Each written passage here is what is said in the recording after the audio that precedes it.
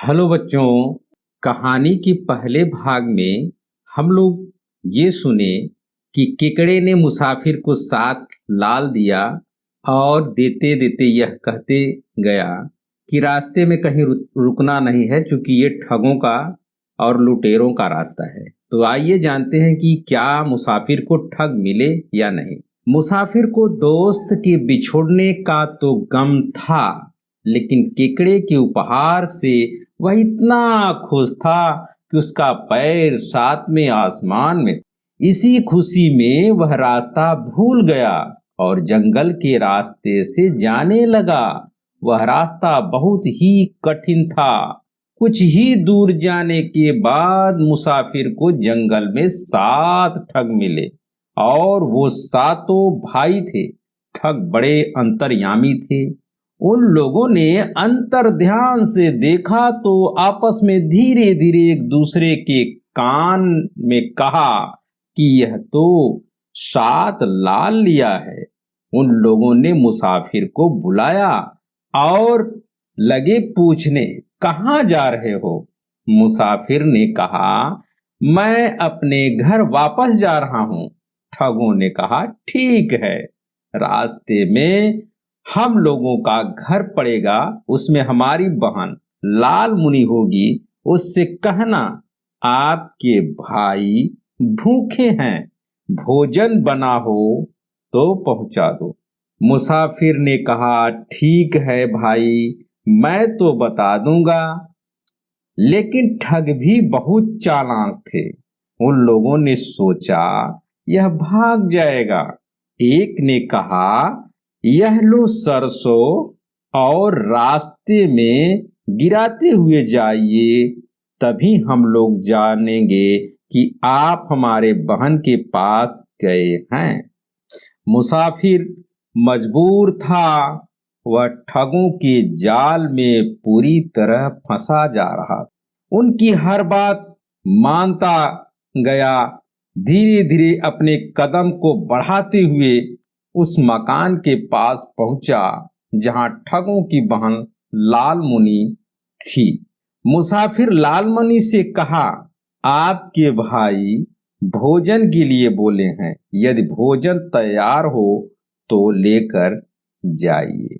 इतना कहकर मुसाफिर चलने लगा। लाल मुनि भी अंतर्यामी थी। उसने भी समझ लिया कि मुसाफिर 7 लाल लिया है। उसने कहा, नहीं भाई, अतिथि देवो भव, पहले आप बैठिए, मैं शरबत बनाती हूँ, पी लीजिए।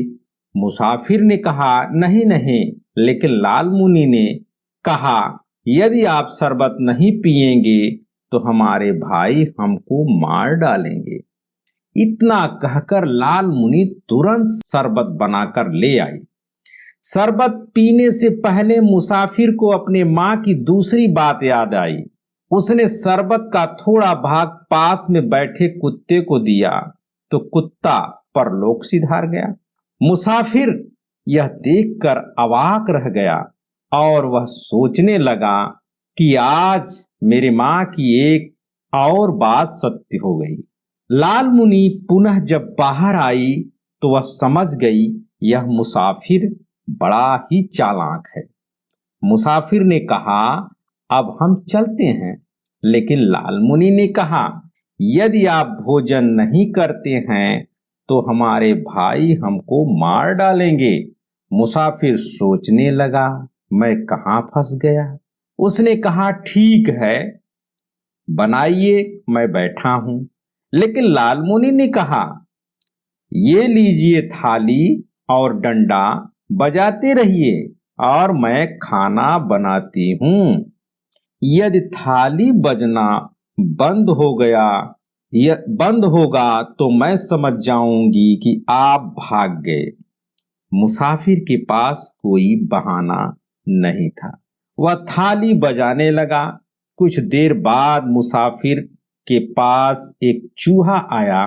उसने कहा, अरे भाई, आप 7 लाल लिए हैं और थाली बजा रहे हैं। वो 7 जो आपको यहाँ भेजे हैं वह ठग हैं और यह ठगों की बहन है। ये लोग आपको मार डालेंगे और लाल ले लेंगे। चूंकि चूहा भी अंतर्यामी था, उसने मुसाफिर से थाली और डंडा ले लिया और कहा, आप जितना तेज भाग सकते हैं भागिए, और अब यह मैं बजाता हूं, जिससे लाल मुनि को शक न हो। कुछ देर बजाने के बाद चूहा थाली सहित बिल में घुस गया। जैसे ही थाली बजना बंद हो गई, लाल मुनि बाहर आई तो मुसाफिर और थाली दोनों गायब थे। अब अगले भाग में हम सुनेंगे कि लाल मुनि और उसके 7 भाई कैसे खोजते हैं मुसाफिर को। क्या मुसाफिर भागने में सफल हो जाता है?